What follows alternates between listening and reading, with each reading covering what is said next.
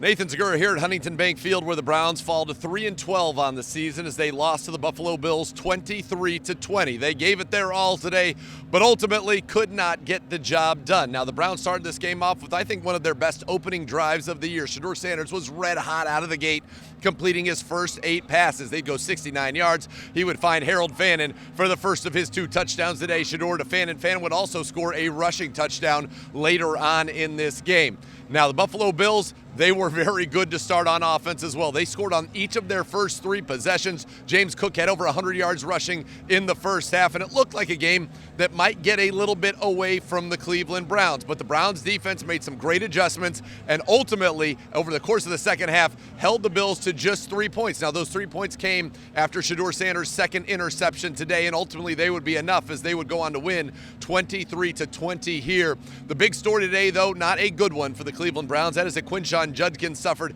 a serious injury to his leg. It appeared, according to reports, to be a broken leg that certainly would end his promising rookie season. Now, Myles Garrett, watch. He was awarded half of a sack in this game. He now sits at 22. His next full sack will set the record, and the next opportunity will come right here against Aaron Rodgers and the Pittsburgh Steelers. Browns defense, they really did a good job against Josh Allen. This was not one of his better games from a statistical standpoint, but ultimately the Bills did what they had to do to win. The turnovers, again, being the difference. But after Judkins went down, the Browns did get a little bit of life on the ground. Rocket Sanders, Travion Williams, those will likely be your running backs going forward until Dylan Sampson is back.